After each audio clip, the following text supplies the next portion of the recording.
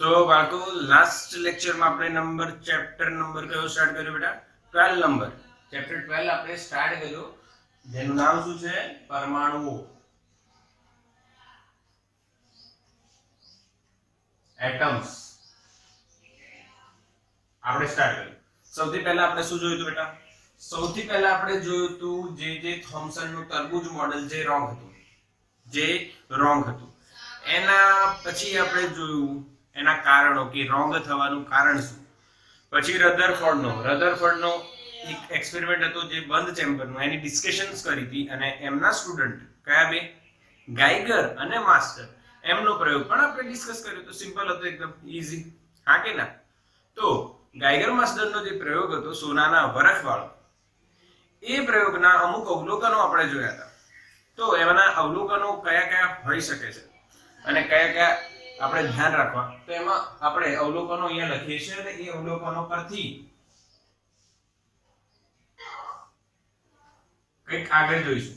પહેલું અવલોકન કયું હતું કે ભાઈ 1 ડિગ્રી કરતા વધારે માત્ર 0.14% જ જાય છે, પ્રકીર્ણ પામે છે, અને 90 ડિગ્રી કરતા વધારે 1 આઉટ ઓફ 8000.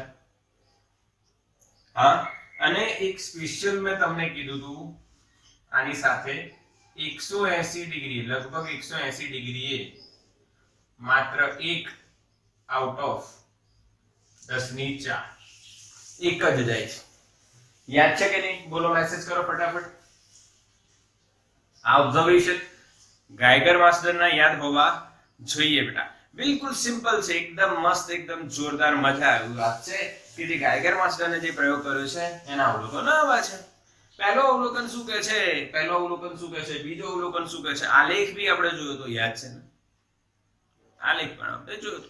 આમ ઘટે છે, ટપકા ટપકા ટપકા ટપકા. પ્રાયોગિક મૂલ્ય, સળંગ રેખા, સૈદ્ધાંતિક મૂલ્ય. એકદમ સિમ્પલ હતું, બિલકુલ ઈઝી, તમને આવડે. હવે વાત શેની કરવાની છે આજે?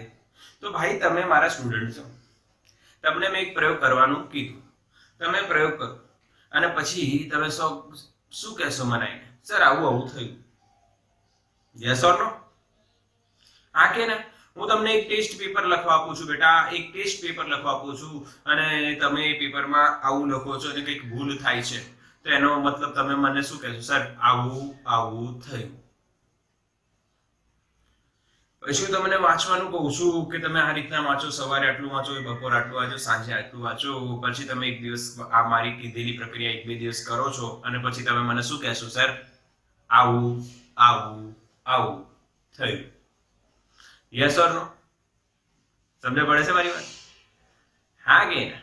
એટલે આવું થયું, તો એ આવું કેમ થાય છે એ હું સમજાઈશ, એનું તમને સોલ્યુશન આપીશ.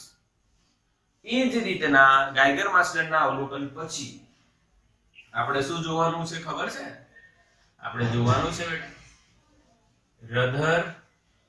રધરફર્ડની સમજૂતી.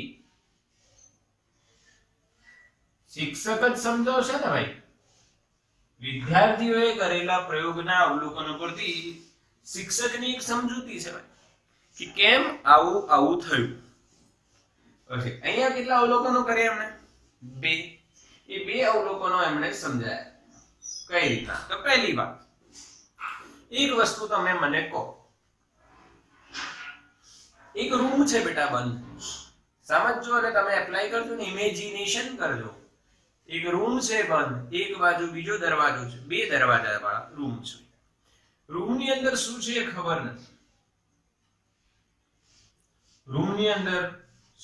ખબર નથી. અહીંયાથી એક દરવાજો છે, અહીંયા એક દરવાજો છે. તમે એન્ટર થયા, જે રસ્તે તમે જવા માંગો છો લગભગ એ રસ્તે તમે સીધા નીકળી ગયા. એનો અંદાજો શું આવશે? રૂમની અંદર શું છે? રૂમ ભરેલો છે કે ખાલી છે? બોલો હા કે ના? મેસેજ કરો. રૂમ ભરેલો હશે કે ખાલી? તમે નીકળ્યા અંદર, એન્ટર થયા, સીધા જતા રહ્યા. રૂમ ભરેલો કે ખાલી? મેસેજ કરો ફાસ્ટ. હા, લાઈવ ક્લાસ વાંચો અને એવો જ ક્વેશ્ચન પૂછવામાં આવે છે કે તમને આન્સર ખબર હોય. હા, ધૈર્યનો આન્સર આવે છે ખાલી છે સર. અને બધાનો આન્સર ખાલી છે. સાચી જ વાત છે. સાચી વાત છે. રૂમ ખાલી છે ભાઈ. તો અહીંયા આપણે કીધું કે મોટા ભાગના આલ્ફા કણો પ્રક્રિયાને પામ્યા વિના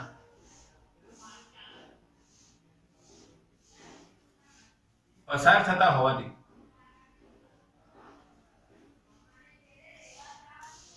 પરમાણુ અંદરથી પોલો છે. આવું એમને પહેલી સમજૂતી આપી. હા આગે ના યસ ઓર નો. ચલો ક્લિયર દેખાય છે, સમજાય છે કે ભાઈ તમે એક થયા અને રૂમમાંથી તમે સીધા નીકળી ગયા, કોઈ વચ્ચે રસ્તો આવ્યો નહીં, કોઈ બી વચ્ચે કશું આવ્યું નહીં. તો બેટા ક્લિયર દેખાય છે હવે? યસ. જો તમે એક રૂમમાં એન્ટર થયા, રૂમ બિલકુલ ખાલી હશે તો તમે સીધા સીધા નીકળી જશો. સીધા સીધા નીકળી જશો, કશું જ વચ્ચે આવે નહીં, તો બેટા એ કેવું હશે અંદરથી? શું કહી શકાય? પોલ. એટલે પહેલો જે અવલોકન છે એમાં બધા જ આલ્ફા કણો સીધા સીધા નીકળી ગયા, તો એ કેવો હશે? પરમાણુ પોલો છે. એવું કોણે કીધું? રધરફોર્ડે સમજાવ્યું. આપણને સમજણ પડી ગઈ? સમજણ પડી કે નહીં? સેકન્ડ વસ્તુ બેટા, સેકન્ડ પોઈન્ટમાં જો એમને શું કીધું કે ભાઈ એક જ 8000 માંથી એક જ 90 કરતા વધારે ખૂણે વળી જાય છે અને 10000 માંથી એક જ 180 ખૂણે વળી જાય છે. એટલે એમણે આનો નિષ્કર્ષ શું કાઢ્યું? જો આ પરમાણુ છે બેટા અને અહીંયા કઈ કેન્દ્ર છે. આ શું છે? પરમાણુ. અને આ શું છે? એનું કેન્દ્ર. બરાબર. મોટા ભાગના આલ્ફા કણો સીધા નીકળી ગયા એટલે પરમાણુ કેવું થયું બેટા? પોલો. બરાબર. પર જે કોઈ એકની વાત કરીએ જે સીધો જાય છે અને અહીંથી પાછો આવે છે, તો એનો મતલબ કેન્દ્રમાં કંઈક એવું હોવું જોઈએ જેનાથી આલ્ફા કણ પાછો આવે છે 180 ડિગ્રી. એટલે જે આલ્ફા કણ 10000 આલ્ફા કણોમાંથી એવો એક આલ્ફા કણ છે જે સીધો કેન્દ્ર તરફ જાય છે અને કેન્દ્રથી એ પાછો આવી જાય છે. એટલે કેન્દ્રને ક્રોસ કરી શકતું નથી. હા કે ના? સમજ્યા કે નહીં સમજ્યા? પેલો રૂમ છે, એ રૂમમાંથી તમે જાઓ છો ને, વચ્ચે એક મોટો પથ્થર મૂકેલો છે, તો એ પથ્થરને તમે ક્રોસ કરી શકતા નથી.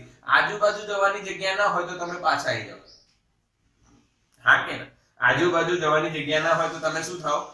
પાછા આવી જાઓ. હા કે ના બેટા? ક્લિયર કે નહીં? સમજણ પડે? યસ. તો બેટા અહીંયા સમજવાની વાત એવી છે કે ભાઈ પરમાણુનું કેન્દ્ર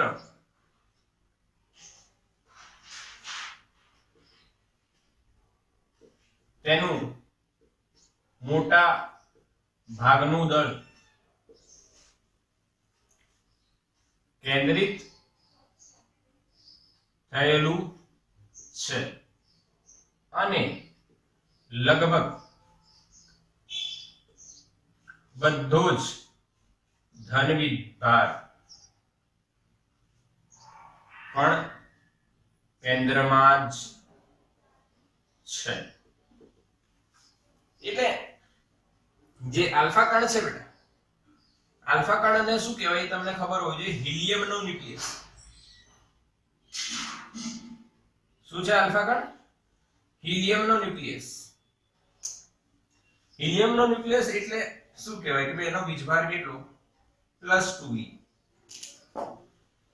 હિલિયમનો ન્યુક્લિયસ હોય, હિલિયમના ન્યુક્લિયસ, હિલિયમ વિશે તો તમને ખબર જ છે ને બેટા? હિલિયમ હોય તો 2He4 તમે લખો છો. તો એના ન્યુક્લિયસની વાત થાય તો એમાં ન્યુક્લિયસમાં કોણ છે ભાઈ? બે પ્રોટોન અને બે ન્યુટ્રોન. બે પ્રોટોન એટલે વીજભાર કેટલો 2e અને ન્યુટ્રોન હોય તો એનો વીજભાર 0. એટલે આલ્ફા કણનો વીજભાર કેટલો છે ધન. હવે એ આલ્ફા કણ સીધો જઈને કેન્દ્ર પરથી અપાકર્ષણ પામીને પાછો આવે છે. ધેટ મીન્સ આ ધન છે તો કેન્દ્ર બી કેવો હોવો જોઈએ ધન, અને ખૂબ જ દળદાર હોવો જોઈએ કેમ કે ત્યાંથી પસાર થઈ શકતું નથી. Yes or no? ક્લિયર છે બે વસ્તુ? આ કે ના મેસેજ કરો ચલો.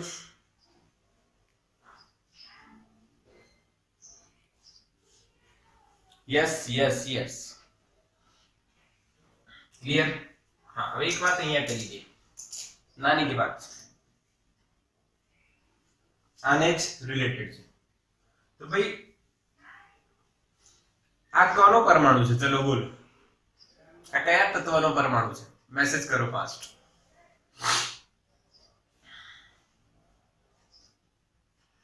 કયા તત્વનો પરમાણુ છે? બોલો.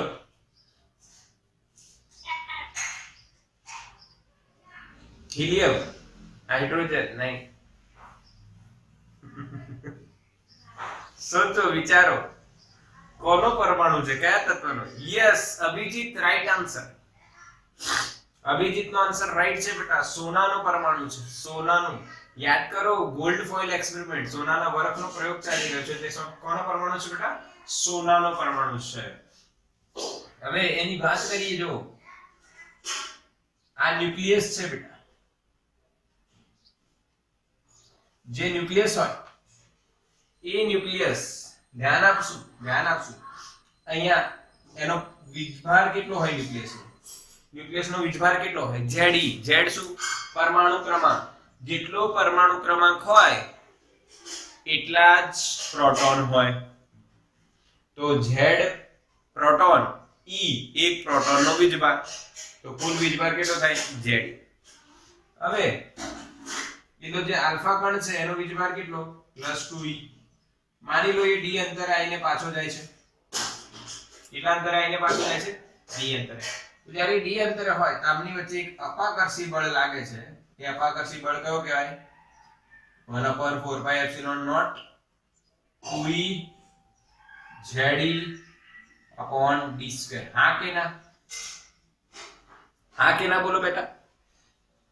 સમજણ પડે છે? આ અપાકર્ષણ બળ લાગતો હશે કે આ પણ ધન અને આ પણ ધન, એટલે અપાકર્ષણ બળ લાગે છે અને એનું પાછો જતો રહે. આલ્ફા પાછો જતો રહે. ભાઈ જતા રહો, પાછા જતા રહો. હા ક્લિયર કે નહીં? આલ્ફા કણ પાછો જતો રહેશે કેમ કે અપાકર્ષણ લાગશે. Yes clear. આવડી જાય ને? બિલકુલ સિમ્પલ છે બેટા, બિલકુલ સિમ્પલ છે. તો કે પાછો વળે છે એટલે આ રીતના રધરફોર્ડે આની સમજૂતી આપી. તો આનો સ્ક્રીનશોટ લો બેટા ફટાફટ.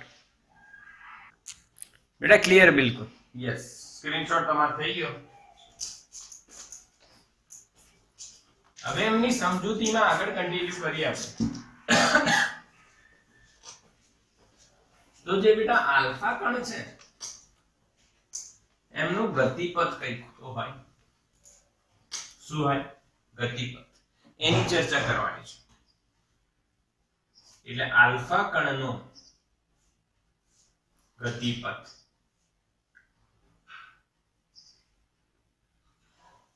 આલ્ફા કણનો ગતિપથ. હવે આલ્ફા કણનો ગતિપથ શું છે બેટા એ સમજવાની વાત છે. જરૂરી છે કે આલ્ફા કણનો ગતિપથ કઈ રીતના ડિઝાઇન થતો હોય. તો અહીંયા ધ્યાન આપીશું કે અહીંયા Ze. આ કોણ છે ભાઈ? તો કે ન્યુક્લિયસ. બરાબર. અહીંયાથી આલ્ફા કણ આવતો હશે તો એના માટે એક ટર્મ આપણે ડિફાઇન કરવાની છે જેનું નામ છે ઇમ્પેક્ટ પેરામીટર. ભાઈ ઇમ્પેક્ટ પેરામીટર એટલે શું? જેને b વડે દર્શાવાય છે. b કહેવાય છે. એવો પ્રશ્ન આવે. ઇમ્પેક્ટ પેરામીટર એટલે શું? ઇમ્પેક્ટ એ તો શબ્દ સાંભળ્યો છે અંગ્રેજીનો. ઇમ્પેક્ટ પડવો. યસ ઓર નો? આ ઇમ્પેક્ટ. યસ ઓર નો? હા છોકરાઓને ખબર હશે એલું TNA ઇમ્પેક્ટ એટલું બોક્સિંગ આવે છે ને, જેમ WWE આવે છે. રોમન રેન્સ નામ તો સાંભળ્યા છે ને? છોકરાઓને ખબર છે. તો આ બધું જોતા હોય કદાચ. તો એમાં ઇમ્પેક્ટ આવે, TNA ઇમ્પેક્ટ. એમાં ઇમ્પેક્ટ નો મતલબ હવે ઇમ્પેક્ટ નો મતલબ આમનો મતલબ શું છે કે જો મારી હાઈટ નો એક માણસ સામે ઊભો હોય અને હું આમ મારું તો એના મોઢા પર વાગશે, હું આમ મારીશ તો એની છાતી પર વાગશે, હું આમ મારીશ તો એના પીઠ પર વાગશે. એને કહેવાય ઇમ્પેક્ટ. ક્યાં થાય છે? That is called impact. Impact parameter એટલે શું એ સમજજો. ન્યુક્લિયસની લાઈન નહીં, માની લો આલ્ફા કણ અહીંયા જાય છે, તો આ આલ્ફા કણનો પ્રારંભિક વેગ સદિશ કહેવાય. એનું ન્યુક્લિયસમાંથી પસાર થતી રેખાથી જે લંબ અંતર હોય છે, એને શું કહેવાય? Impact parameter. Yes or no? Alpha કણના પ્રારંભિક વેગ સદિશનું ન્યુક્લિયસમાંથી પસાર થતી રેખાથી લંબ અંતરને શું કહેવાય? Impact parameter. બીજો આલ્ફા કણ અહીંથી બી આવતો હશે ને, ત્રીજો આલ્ફા કણ અહીંયા લઈએ. સમજ પડે કે નહીં? બોલો હા કે ના બેટા? ઇમ્પેક્ટ પેરામીટર ક્લિયર કે નહીં? યસ ઓર નો મેસેજ કરો. આલ્ફા કણના પ્રારંભિક વેગ સદિશનો ન્યુક્લિયસમાંથી પસાર થતી રેખાથી કયો અંતર? લંબ અંતર. એને કહેવાય, માની લો કે ભાઈ આ ક્યાં વાગે છે? મોઢા પર વાગે છે, અથવા આ પેટ પર વાગે છે, આ છાતી પર વાગે, ના મોઢા પર વાગે. થયું કે નહીં થયું? અચ્છા, હવે તમને મેં એક વસ્તુ કીધી કે જે વિદ્યુત બળ લાગશે 1/4πε0 કોની વચ્ચે લાગશે?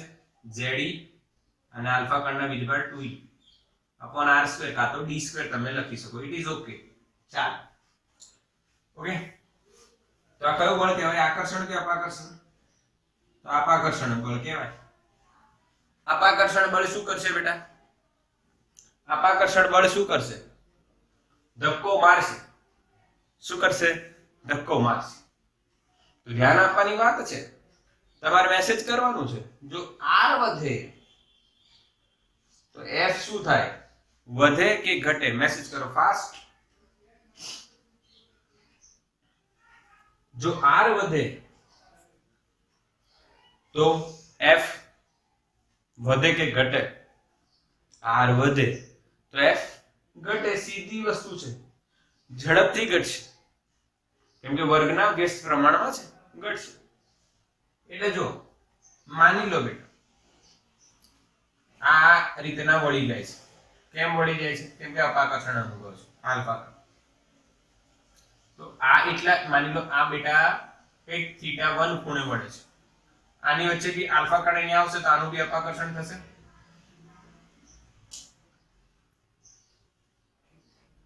આ વળી ગયું θ2 ખૂણે. બતાવો કયો ખૂણો વધારે હશે? θ1 કે 2?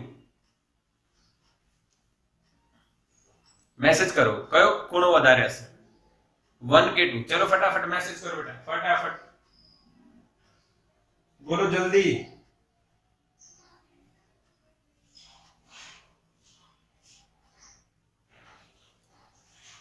1 રાઈટ આન્સર. 1 મેસેજ આવી રહ્યો છે. Right answer 1. 1 વધારે છે. હા, yes or no? Yes. θ1 is greater than θ2. કેમ બેટા? કેમ કે આનો ઇમ્પેક્ટ પેરામીટર ઓછો છે. That means β1 is less than β2. Impact parameter એટલે શું? ન્યુક્લિયસના અંદરથી પસાર થતી રેખા અથવા એના કેન્દ્રથી પ્રારંભિક વેગ સદિશનો, આલ્ફા કણના પ્રારંભિક વેગ સદિશનો કયો અંતર? લંબ અંતર. આલ્ફા કણના પ્રારંભિક વેગ સદિશનું લંબ અંતર. જેમ અંતર વધે તેમ બળ ઓછું. બળ ઓછું તો અપાકર્ષણ ઓછું, એટલે વળવાનું ઓછું. એટલે આ ઓછું હશે ને આ વધારે હશે. ન્યુક્લિયસના કેન્દ્રથી આલ્ફા કણના પ્રારંભિક વેગ સદિશના લંબ અંતરને શું કહેવાય? Impact parameter. અથવા તમે આલ્ફા કણના વેગ સદિશ ન્યુક્લિયસના કેન્દ્રથી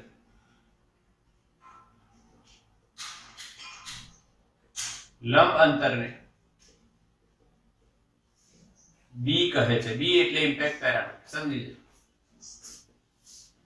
હવે તમે એક વસ્તુ સમજો, થીટા અને બી વચ્ચેનો સંબંધ વ્યસ્ત હશે, હા કે જેમ વધારે દૂર તેમ અપાકર્ષણ ઓછું તો વળવાનું ઓછું, એટલે થીટા અને બી વચ્ચેનો સંબંધ વ્યસ્ત પ્રમાણ છે. બેટા આવડ્યું કે નહીં?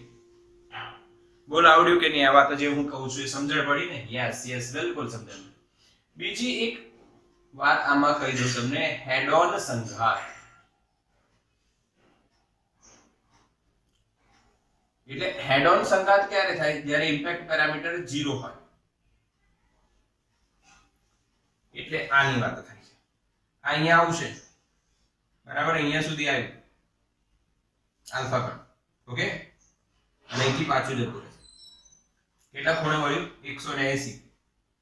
આ જે સંઘાત છે જેમાં ઇમ્પેક્ટ પેરામીટર 0 છે, એમાં એવા સંઘાત અને એવી અથડામણને શું કહી શકાય? હેડ ઓન. બે આખલા ઉલટતા જોયા છે ને માથે? યસ ઓર નો? જોયા હશે. આમ લડે બે આખલા, હા કે ના? લડે ને, એને હેડ ઓન કહેવાય. માથાથી માથું અથડાય એટલે ત્યારે એમનો ન્યુક્લિયસ અને આલ્ફા કણના પ્રારંભિક વેગ સદિશ વચ્ચેનું લંબ અંતર કેટલું હોય? 0. એને હેડ ઓન સંઘાત કહેવાય. હવે ધ્યાન આપો બેટા, અહીંયા ગતિ ઊર્જા માની લો કે છે, અહીંયા આવે સમજો કે ઇનિશિયલ, અહીંયા કે ફાઇનલ. કે ફાઇનલ કેટલી થઈ જશે? 0. ખબર પડી કે નહીં? ખબર પડી કેમ અહીંયા ફાઇનલ 0? અરે યાર, અહીંયાથી વળવાનું છે. જ્યારે તમે દોડતા આવો, માની લો હું દોડતો અહીંયા અને વળવાનું છે, તમારે સ્થિર થવું પડે, પછી જ વળાય. તો સ્થિર થશે એટલે ગતિ ઊર્જા 0. હવે ગતિ ઊર્જામાં થયો ઘટાડો, હા કે ના? ગતિ ઊર્જામાં થયો ઘટાડો તો સ્થિતિ ઊર્જામાં શું થશે? વધારો. માની લો આમની વચ્ચેનું અંતર r લો, r નોટ લો, t લો, તમારી ઈચ્છા.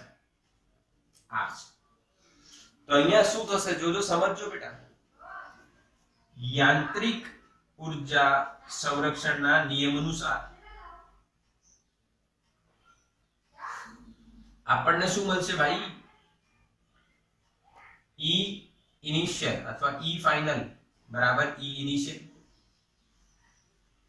પ્રારંભમાં શું થાય? તો પ્રારંભમાં ગતિ ઊર્જા છે અંતિમ, પ્રારંભ અહીંયા લે, અંતિમ. પ્રારંભમાં ગતિ ઊર્જા કેટલી છે? ki, અહીંયા ui, kf uf. ki તો ki છે, ચલો ઠીક છે. ui 0 છે, k ફાઇનલ 0 છે, અને આ કેટલું થાય ખબર છે તમને? Yes or no? k ze 2e upon r. Yes or no? Message કરો ફાસ્ટ. યસ ઓર નો બેટા? યસ. ચેપ્ટર નંબર 2 ધોરણ 12, ચેપ્ટર નંબર 2 સેમ નંબર 1. બે વિદ્યુત ભારોના તંત્રની સ્થિતિ ઊર્જા k q1 q2 upon અંતર. આયુ અહીંયા ધ્યાન આપજો. આ k ને તમે બેટા 1/4πε0 લખો તો સારું લાગે. ધ્યાન આપજો મારા બેટા, સમજ. તો અહીંયા r બરાબર શું લખાશે? 2ze² upon 4πε0 into ki.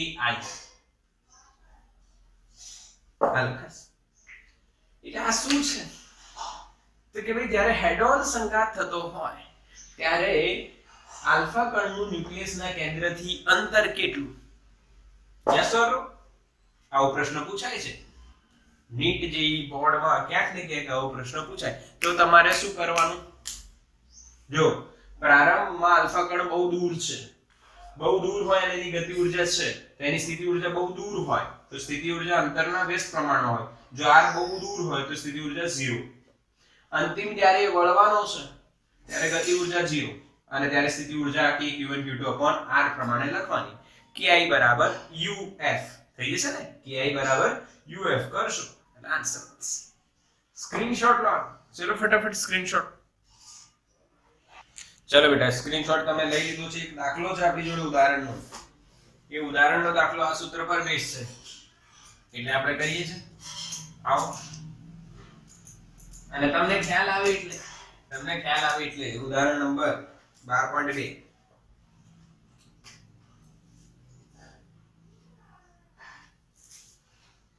ગાઈગર માસ્ટરના પ્રયોગમાં 7.7 મેગા ઇવી આલ્ફા કણ ક્ષણિક સ્થિર બનીને તેની દિશા ઉલટાવે તે અગાઉ ન્યુક્લિયસથી તેનું નજીકતમ અંતર કહેવાય કેટલું? ભાઈ નજીકતમ અંતર, યસ, આપણે જ્યાં શોધ્યું બેટા એને કહેવાય નજીકતમ અંતર.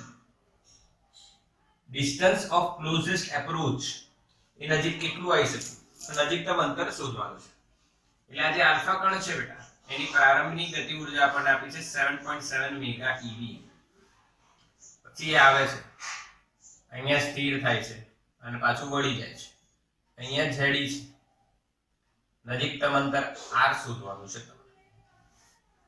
તો સીધો હિસાબ આજ લગાવશું. હવે તમે કહેશો સર આ સૂત્ર ગોખવાનું, તો કે ના બેટા આ સૂત્ર ગોખવાની જરૂર નથી. ના બેટા, ક્લિયરલી કહું તો બેટા 7.7 મેગા ઇવી ઊર્જા ધરાવતું આ આલ્ફા કણ ગોલ્ડના, સોનાના જે ન્યુક્લિયસ છે ત્યાં આવે છે અને કેટલું નજીકતમ અંતર હશે. તો તમે અહીંયા આ સૂત્ર ગોખ્યા વગર તમે એવું લેશો બેટા ki એ uf માં કન્વર્ટ થઈ ગયું. ki આપણને આપે છે uf, આપણને ખબર છે બેટા કેટલું થાય k 2e ze upon r2 માટે o r2 નહીં r k q1 q2 upon r. તો r બરાબર શું લખાશે બેટા? k આને ze સ્ક્વેર કહી દઈએ 2ze square upon ki. Yes or no બેટા? Yes or no? k ની વેલ્યુ આપણને ખબર છે બેટા 9 ગુણ્યા 10 ની 9 થાય 2. સોનાના ન્યુક્લિયસ નું z એટલે સોનાનું z કેટલું? તો 79. e નો વર્ગ એટલે 1.6 into 10 raised to minus 19 નો સ્ક્વેર upon ki 7.7 મેગા એટલે 10 ની 6, ev એટલે 1.6 ગુણ્યા 10 ની minus 19 ઘાત. ev ને જૂલમાં કન્વર્ટ કરવું પડશે. ev ને જૂલમાં કન્વર્ટ કરવા માટે 1.6 ગુણ્યા 10 ની minus 19 વડે ગુણવાનું. એ ગુણી નાખ્યું. અચ્છા આને સોલ્વ કરી લેશું તો હું ડાયરેક્ટ જવાબ લખી દઉં. અરે સર ડાયરેક્ટ કેમ લખો છો ભાઈ? ડાયરેક્ટ લખવા દો યાર. 3 ગુણ્યા 10 ની -14 મીટર r આપણને મળશે. 3 ગુણ્યા લગભગ 3 ગુણ્યા 10 ની -14. હવે -14 છે એટલે તમને ફર્મી દેખાવો જોઈએ, એટલે આને તમે 30 ફર્મી પણ લખી શકો છો. યસ ઓર નો? કેમ? એક 10 ગુણો 10 ભાગો એટલે 10 ની -15, 10 ની -15 એટલે ફર્મી, ફેમ્ટોમીટર અને 30 આવડી જાય. બોલો હા કે ના બેટા? આવા દાખલામાં ડાઉટ હોવો જોઈએ નહીં બેટા. સ્ક્રીનશોટ લો આનો, સ્ક્રીનશોટ લો બેટા. ક્લિયર ને આ ઉદાહરણ?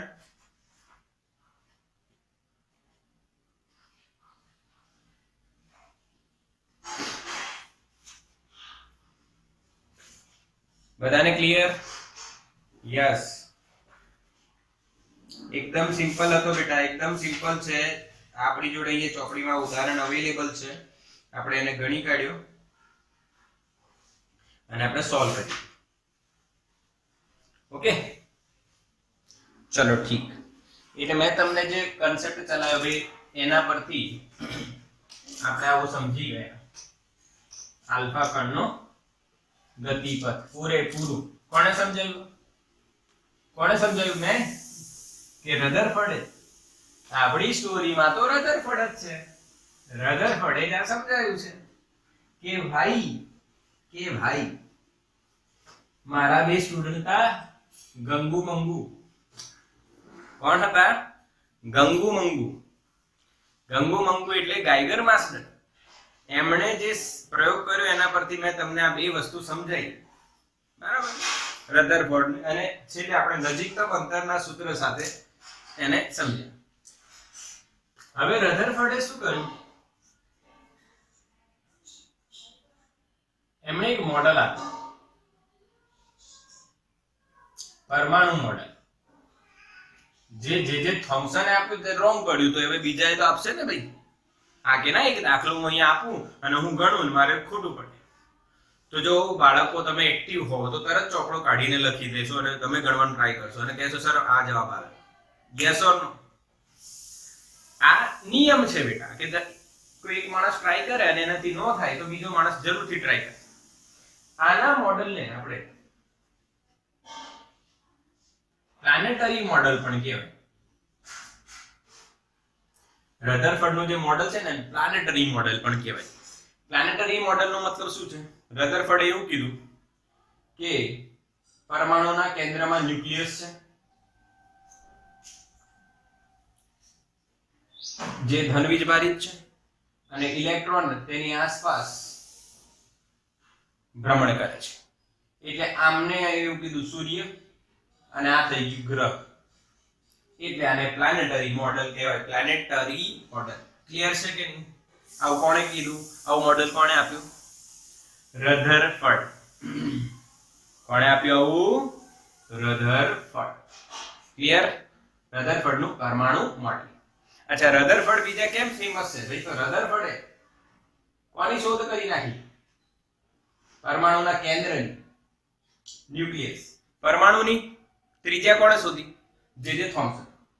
ન્યુક્લિયસની 10⁻14 અથવા 10⁻15 મીટર કોણે શોધી? રધરફર્ડ. એટલે રધરફર્ડ ફેમસ છે.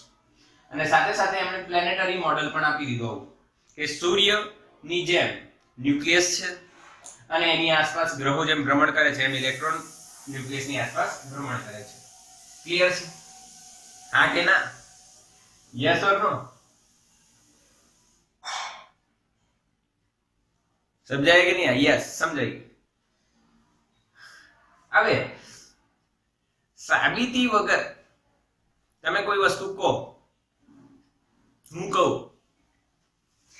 તો તમે એની સાબિતી માંગશો અને જો તમે પણ ટ્રાય કરશો કે સર કે જે સાચું છે કે ખોટું. એટલે રધરફર્ડે જે એમાં મોડેલ આપ્યું, એટલે ભાઈ જે થોમ્સનના મોડેલને શાંતિ રાખો, ખોટો છે કેમ કે કુલમ, પછી ન્યૂટન અને મેક્સવેલ આ બધા એમ કહે છે કે ભાઈ આ નિયમો પ્રમાણે આ ખોટું છે, એમના નિયમો પ્રમાણે ખોટું છે. તો રધરફર્ડે કીધું જો મારું મોડેલ એકદમ સાચું છે. અચ્છા, એમણે સાચું કીધું તો બીજા બધા વૈજ્ઞાનિકો શું કરશે? માની લેશે? એ પણ નિયમો લગાડશે અને જોશે શું આ સાચું છે. તો રધરફર્ડના મોડેલની ખામીઓ આવી બહાર. મોડેલ ખોટું છે એવું ન કહી શકાય.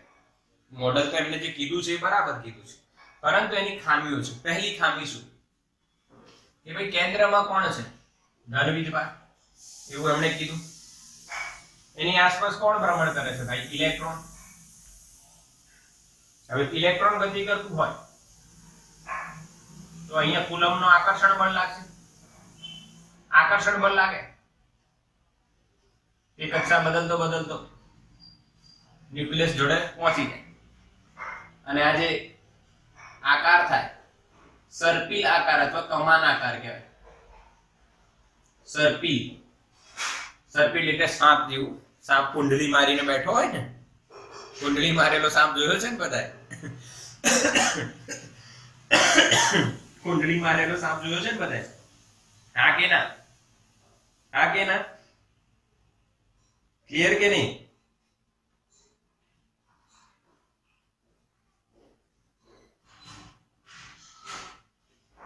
ક્લિયર કે નહીં? યસ.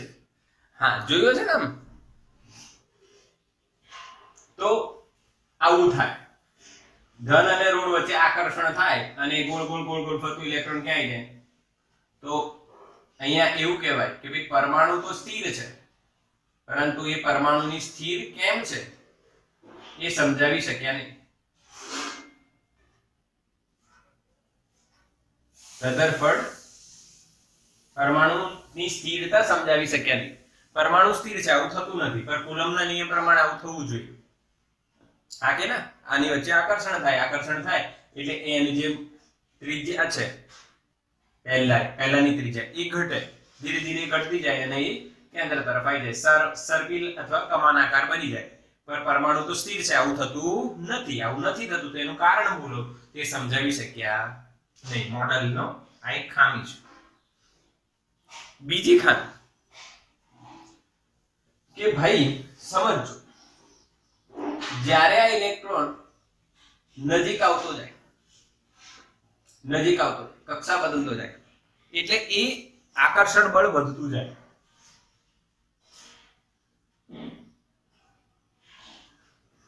વધે આકર્ષણ બળ વધે, બળ વધે તો પ્રવેગી ગતિ થાય. પ્રવેગી ગતિ થાય તો ઉત્સર્જાત